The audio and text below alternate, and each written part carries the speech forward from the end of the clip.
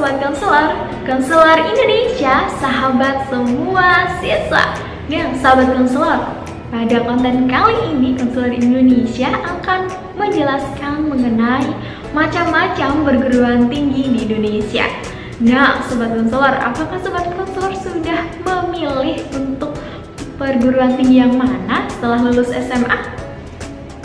Berikut ini macam-macam perguruan tinggi di Indonesia.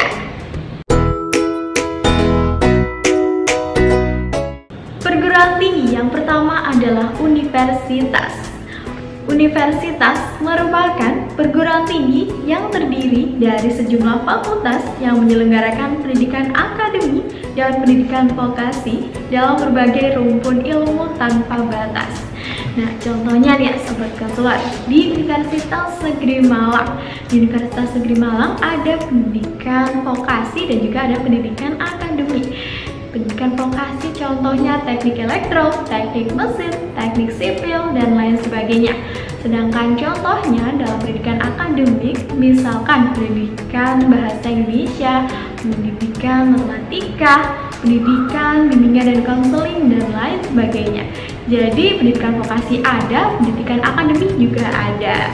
Perguruan tinggi yang kedua adalah institut. Institut adalah perguruan tinggi yang terdiri atas sejumlah fakultas yang menyelenggarakan pendidikan akademik dan atau pendidikan vokasi dalam sejumlah ilmu pengetahuan, tetapi hanya berasal dari satu jenis keilmuan saja. Nah, Sobat Konselor, contohnya adalah di Institut Teknologi 10 November. Nah, pada ITS ini berfokus pada keilmuan sains dan teknologi saja. Contohnya di bidang sains yaitu biologi, fisika, kemudian ada statistika. Sedangkan pada bidang teknologinya ada teknologi informasi, ada teknik mesin, dan ada teknik perkapalan dan lain sebagainya. Ya, jadi fokusnya pada sains dan teknologi saja. Itulah institut. Perguruan tinggi yang ketiga adalah politeknik. Politeknik merupakan perguruan tinggi yang menyelenggarakan pendidikan vokasi dari beberapa rumpun ilmu.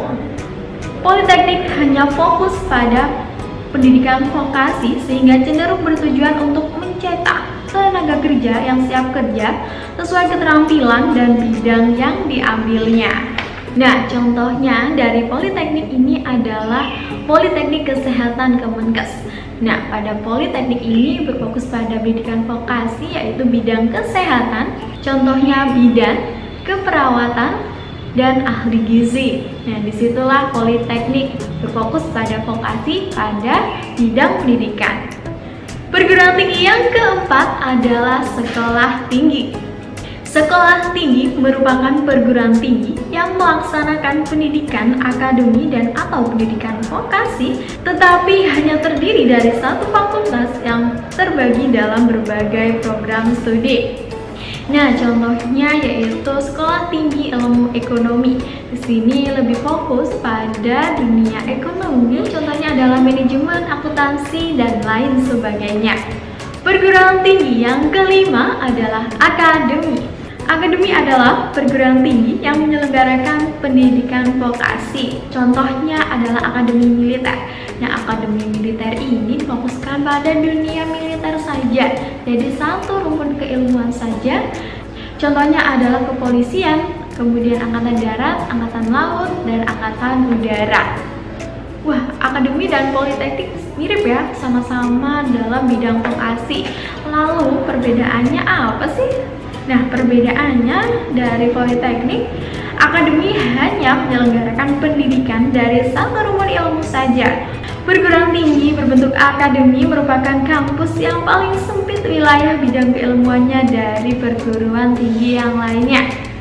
Nah, jadi akademi ini memang yang paling sempit. Contohnya adalah akademi militer. Akademi militer ini difokuskan pada bidang militer, yaitu seperti kepolisian, Tentara Nasional Indonesia, baik Angkatan Darat, Angkatan Udara, maupun Angkatan Laut. Nah, Sobat Konselor, sudah tahu kan 5 macam perguruan tinggi di Indonesia? Kira-kira Sobat Konselor ingin memilih yang mana nih? Semoga pilihan kamu sesuai ya dengan masa depan yang kamu harapkan.